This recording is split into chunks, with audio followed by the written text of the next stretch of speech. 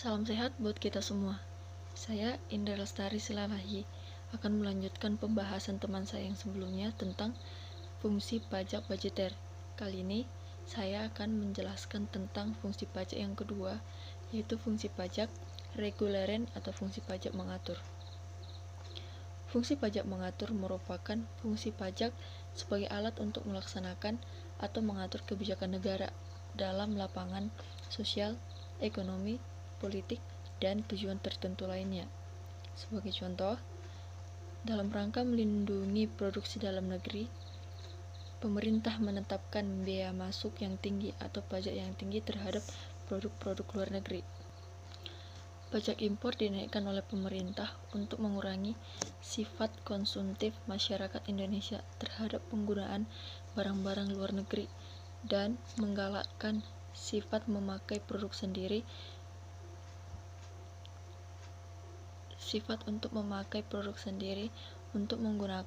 untuk penggunaan barang-barang yang sifatnya seperti makanan dan barang-barang kebutuhan lainnya. Hal ini selaras dengan slogan yang mengatakan bahwa "Aku cinta produk Indonesia", di mana slogan ini memiliki maksud yaitu beli dan pakailah produk buatan sendiri, jangan pakai produk orang lain. Jika semua penduduk Indonesia menerapkan hal ini, maka dengan sendirinya roda perekonomian berjalan kokoh dan perlahan-lahan lepas dari pengaruh naik turunnya perekonomian dunia. Ini merupakan tujuan utama dari fungsi reguleren atau fungsi mengatur dalam pajak. Terima kasih. Saya Marcelino Pangaribuan akan menjelaskan definisi umum pajak. Pajak adalah pungutan wajib dari rakyat untuk negara. Setiap sen uang pajak yang dibayarkan rakyat akan masuk dalam pos pendapatan negara dari sektor pajak. Penggunaannya untuk membiayai belanja pemerintah pusat maupun daerah demi kesejahteraan rakyat. Uang pajak digunakan untuk kepentingan umum, bukan untuk kepentingan pribadi.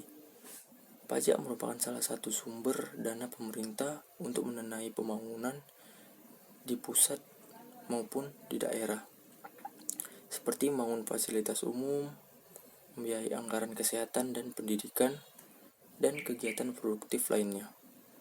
Pemungutan pajak dapat dipaksakan karena dilaksanakan berdasarkan undang-undang. Perkenalkan, nama saya Tigor Gandewarus, NPM 19010306. Saya dari grup AC1. Di sini saya akan menjelaskan tentang fungsi hukum pajak. Hukum pajak terdiri dari 3, yaitu 1. Berdiri sendiri terlepas dari HTUN. 2. Ikut menentukan perekonomian suatu negara, yang mana fungsi ini tidak dimiliki oleh hukum administrasi. 3. Digunakan sebagai alat untuk menentukan politik perekonomian dan mempunyai istilah-istilah tersendiri di bidang perpajakan. Terima kasih. Halo, perkenalkan nama saya Regana Pratama Ginting, NPM saya 195102887. Di sini saya akan menjelaskan kedudukan hukum pajak dalam tata hukum di Indonesia menurut Profesor PJ.A. Adriani. Menurut Profesor PJ.A. Adriani, hukum terbagi menjadi 2, yaitu hukum privat dan hukum publik, di mana hukum privat tersebut terbagi lagi menjadi hukum perdata dan hukum dagang. Sedangkan hukum publik itu terbagi menjadi hukum tata negara, hukum pidana, hukum administrasi negara, dan hukum pajak. Nah, selanjutnya saya akan menjelaskan menurut Profesor PJ Adriani mengatakan bahwa hukum pajak merupakan ilmu pengetahuan sendiri yang terlepas dari hukum administrasi negara. Dengan alasan yang pertama, tugas hukum pajak bersifat berbeda dengan hukum administrasi negara. Yang kedua, hukum pajak berkaitan erat dengan hukum perdata. Yang ketiga, hukum pajak dapat secara langsung digunakan sebagai politik perekonomian. Yang keempat, hukum pajak memiliki ketentuan dan istilah-istilah yang khas untuk bidang tugasnya. Perkenalkan, nama saya Januar Sen Primasiagian, NPM 19510173 dari kelompok 4. Di sini saya akan menyimpulkan sebagian dari materi yang telah kami buat.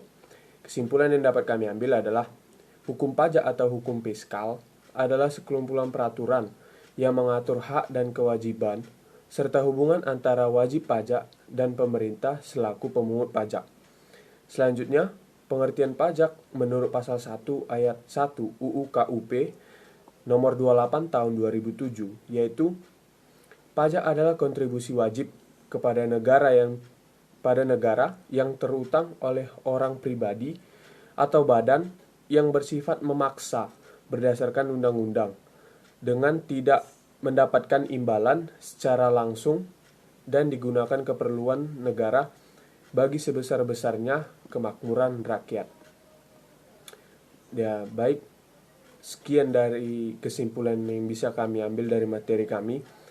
Kami mohon maaf apabila ada salah kata dalam penyampaian materi yang kami berikan. Terima kasih. Shalom.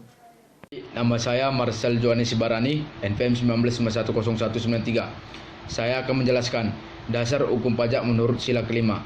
Pancasila yang kelima, keadilan bagi seluruh rakyat Indonesia.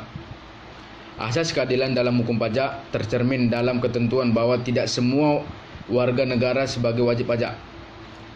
Undang-undang perpajakan yang berlaku menentukan kriteria untuk adanya seorang wajib pajak, walaupun setiap orang merupakan subjek pajak.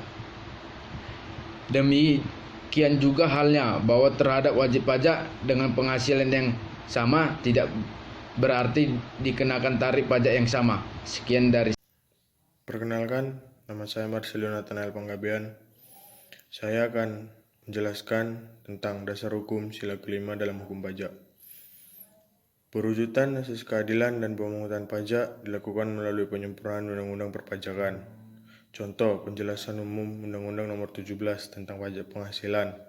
Ditetapkan bahwa salah satu tujuan penyempurnaan undang-undang tersebut untuk meningkatkan keadilan pengenaan pajak. Wujud asas keadilan dalam pemungutan pajak juga ternyata dari tujuan pajak itu sendiri, yang ditujukan untuk kepentingan umum. Tidak pernah membedakan individu yang membayar pajak maupun yang tidak membayar pajak. Dalam peraturan perundang-undangan, perpajakan dapat dilihat adanya ketentuan umum yang berfungsi sebagai tafsiran autentik.